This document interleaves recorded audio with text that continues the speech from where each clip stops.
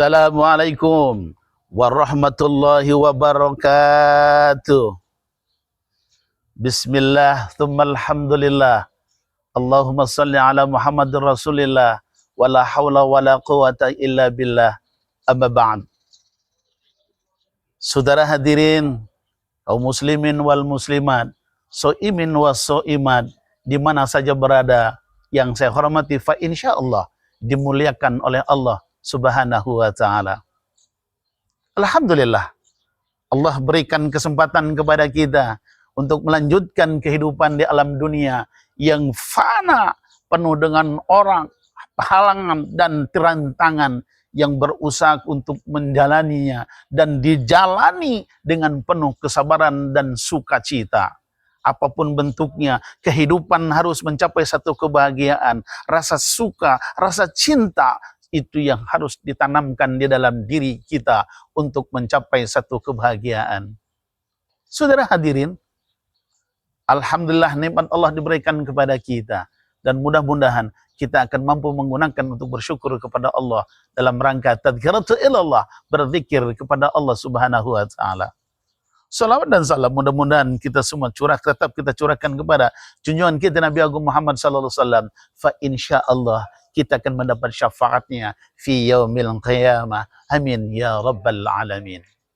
Saudara hadirin, 4 orang yang dirindukan oleh surga di dalam kitab Bulughul Maram, Jawahirul Bahri dan kitab yang lain, Allah Rasulullah sallallahu alaihi wasallam bersabda, dituliskan al-jannatu muthaqatun ala arba'atin nafar. Surga itu merindukan kepada 4 kelompok. Yang pertama, talil Quran. Yang pertama adalah orang yang gemar membaca Al-Quran.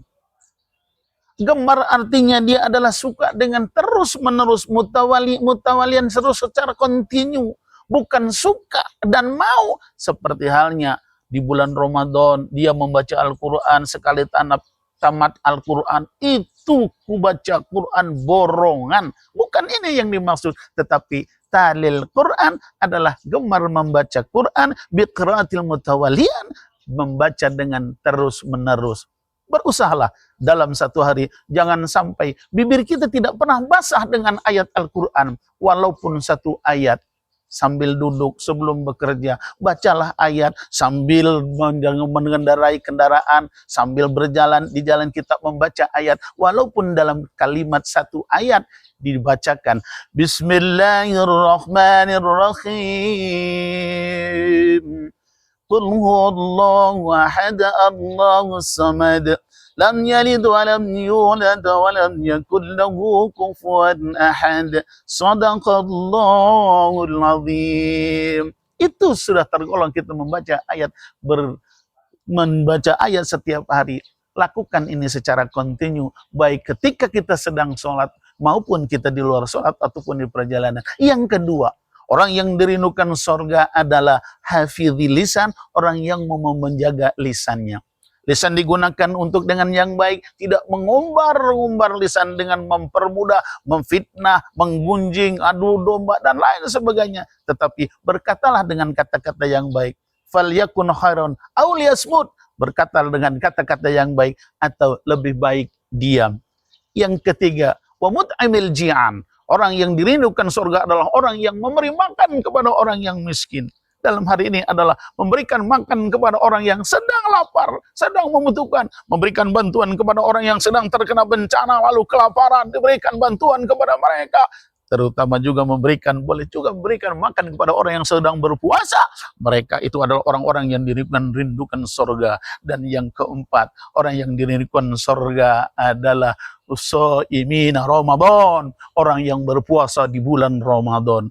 Man shoma ramadanan imanan wa ihtisaban ghufira lahu ma taqaddama min dhanbi. Barang siapa yang berpuasa di bulan Ramadan, maka Allah akan ampuni dosa-dosanya pada masa yang lalu.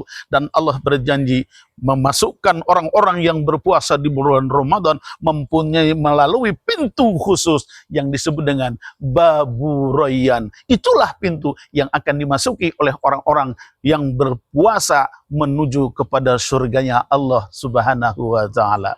Mudah-mudahan kita semua adalah orang-orang yang dirindukan oleh surga, sehingga kita akan masuk ke dalam surga dan dimasukkan oleh Allah Subhanahu wa taala karena kita beriman kepada Allah lalu beramal saleh.